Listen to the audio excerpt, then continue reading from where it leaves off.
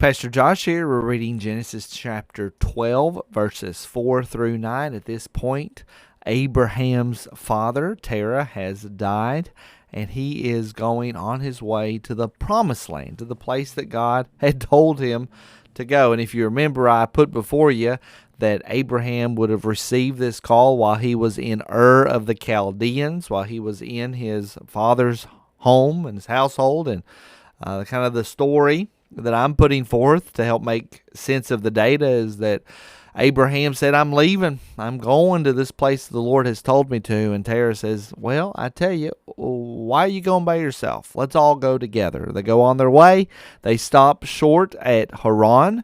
For whatever reason, perhaps Terah died, or perhaps Terah was sick and he couldn't keep going, or perhaps there was just something about Haran that had everybody stay there. And I'm leaning toward that direction because there's no mention of Terah being sick, and it actually says that they settled there. So it's almost like it was a determined decision to stop short of the place that the Lord has called Abraham to go. So once Terah passes away, Abraham says, Abram, as he's called at this point, says, I want to go to the place that the Lord has told me to go to. So Abram went as the Lord had told him, and Lot went with him. So here you go. We see the obedience of Abraham to go just as he was told. Lot, his nephew, goes with him.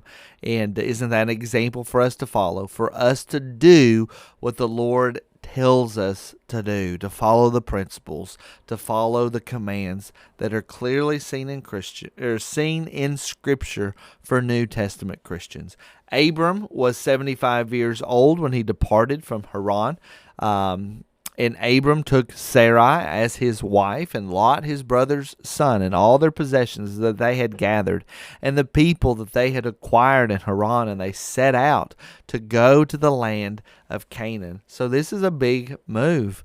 Abram would have accumulated more things. We even see that he has accumulated some sort of people, so he has servants at this point. Remember, this is a different even time period. Where did it say people? And the people that they had acquired in Haran. So there's a lot of this is a big move for Abraham to go from Haran to the land of Canaan, but he has decided this is what the Lord has told me to do, and I am going to do it. And when they came to the land of Canaan, verse 6, Abram passed through the land to the place of Shechem, to the oak of Moreh. Now you would think when he would have finally arrived at the land that God told him to go to, that there would have been a great reception, that there would have been something big that happened. But no, Abram actually gets there and he can't find any place to pitch his tent. He can't find any place to put something down. And so it actually is saying that he is continuing to pass through the land. So he goes there, and there's no place for him to live. And at that time, the Canaanites were in the land. So there were even people that were there. Remember, this is the cursed line that we read about at the end of the Noah story. And so you have people who are ungodly, who are not following after the Lord. Of course, Abraham's not much different than them, because before he left Ur of the Chaldeans, his Nahor, Terah, and probably even Abraham himself worshipped the moon god, worshipped other gods before the Lord called, before Yahweh himself called out to Abraham. And so the Canaanites are in the land, and so here's Abraham, who is being blessed by the Lord, who's being called by the Lord, but he's living in the land that's supposed to be his, and he doesn't get any of it at this point. And so at that time, the Canaanites were in the land. So he goes to this land. There's no place for him to live. Have you ever felt that way, that you have obeyed the Lord?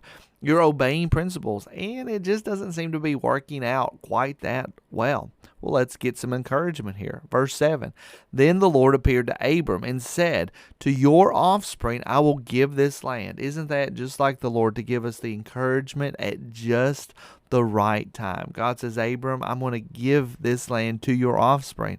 They're going to have it all. It's going to be theirs. Yeah, you don't have a place to live right now. You're just walking through the land, but I am going to give your offspring this land. And indeed, we have our own land that we're going to have, don't we? It is the land of heaven. It's the presence of the Lord. And we're even told that at the very end, at the resurrection of the dead, at the return of Christ, when all is said and done, that heaven itself, the great city, the New Jerusalem, will descend from the heavens, come down, and even be on earth, and that truly heaven will be on earth, and we will live in a new earth for all of eternity in a perfected, resurrected state. That is our promise.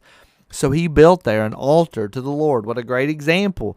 Noah, I'm sure, or Abraham, I'm sure, was discouraged, but he receives this promise and he responds in worship. He builds an altar to the Lord who had appeared to him. What a good example for us to follow, to worship the Lord.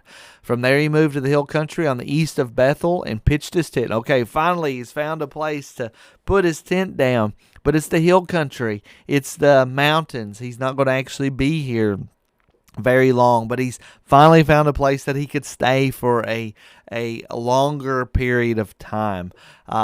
And Bethel's on the west and Ai on the east. And there he built an altar to the Lord and called upon the name of the Lord. When he's finally found a place to stay, when he's found a place that he could actually pitch his tent, he again worships the Lord. And that would be wise for us to turn to the Lord, to worship the Lord, to call on him, to pray to him when we do find him providing for our needs. How often do you do that? You should do it all the time.